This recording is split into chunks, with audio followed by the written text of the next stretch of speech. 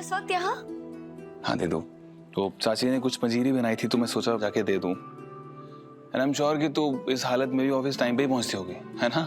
तुमने बिल्कुल सही कहा ध्रुव। खबरदार राघव भैया, अगर आपने मेरी रीत की शिकायत करने की कोशिश भी की तो। अच्छा पूनम भाभी आप आ गई। अब मेक श्योर करिएगा कि दीदू ना हर दिन एक कटोरी भर के पंजीरी खाए, और अगर नहीं खाएगी ना तो मुझे शिकायत करना, मैं इसकी अच्छे से क्लास लूंगा।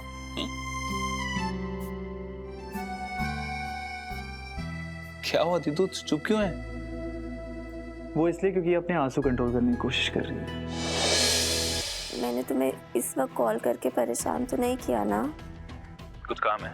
ध्रुव, मेरी तबीयत बहुत खराब हो रही है, मुझे प्लीज डॉक्टर के पास ले जाओगे? तुम नहीं ले जाओगे तो मुझे कौन ले जाएगा डॉक्टर पे? ध्रुव, तुम्हारे बिना मेरा है ही कौन? देखो मैं जानती हूँ तुम मुझसे नाराज हो ना, तो प्लीज ऐसे मत करो। ठीक है, मैं देखता हूँ कुछ कर सकता हूँ तो।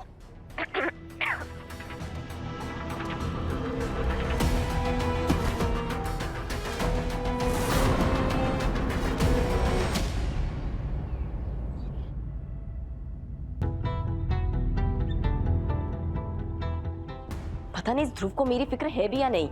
कितने घंटे पहले कॉल किया था उसे मैंने, कोई आता पता ही नहीं है भाई साहब का।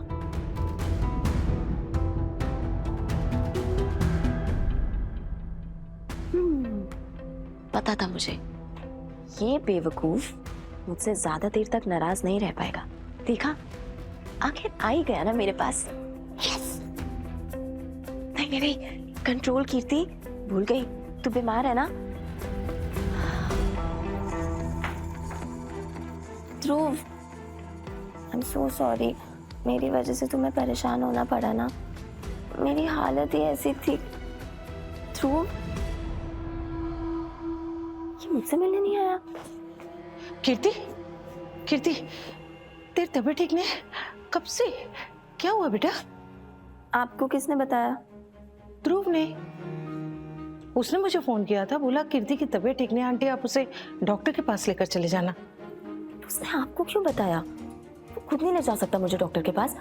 पता नहीं ऐसे भी क्या नखरे हो गए हैं उसके। हो सकता है उसका भी दिल भर गया हो तुझसे। तू मुझे ये बता, तुझे हुआ क्या है? कुछ नहीं हुआ है माँ, सॉरी, आपको निराश कर दिया ना मैंने।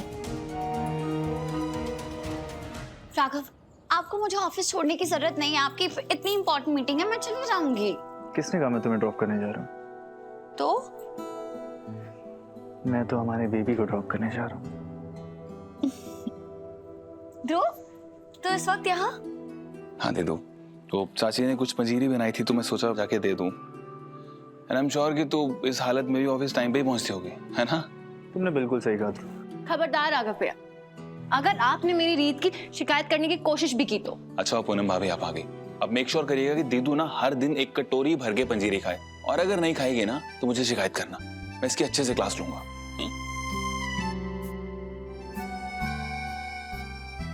क्या हुआ दीदू, चुप क्यों है? वो इसलिए क्योंकि ये अपने आंसू कंट्रोल करने की कोशिश कर रही है।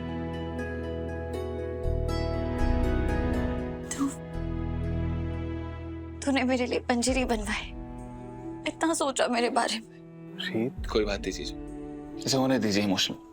वैसे भी हार्मोन्स की वजह से ये सब होता रहता है। जो लड़की माँ बनने वाली होती है उसके लिए ये सब इमोशन नॉर्मल है। मैंने इस किताब में अच्छे से पढ़ा हुआ है। देखिए, ये जो बुक है ना, इस दुनिया की सबसे बेस्ट मैटरनिटी बुक है। इसमें सब लिखा हुआ, सारी डिटेल्स, जितनी भी रिसर्च है, मैंने सब अच्छे से पढ़ लिया है। बस कर दो, अब रुलाएगा क्या? दीदू देख मेरी बात सुन, हम अच्छे से जानते हैं हमारे बीच में माँ नहीं है, और इस घर में कोई ऐसा बड़ा भी नहीं है जो तेरा माँ की तरह ध्यान रख सके। तो मैंने सोचा कि जितनी डिटेल्स इकट्ठी कर सकूं रिसर्च पे, तो मैंने कर ली। जीजू की भी थोड़ी हेल्प हो जाएगी उसके थ्रू। थैंक यू मत बोल दीदू, तो अच्छे से जानती है कि तुम मुझे इस दुनिया का सबसे खूबसूरत तोहफा देने वाली है।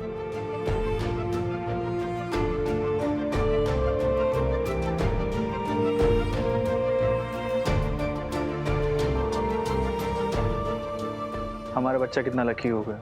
उसके मामा, उसकी बुआ, उसकी चाची, चाचा सब कितना ख्याल रखेंगे उसे बिगाड़ने वाले हैं एक्चुअली। सही कहा आपने।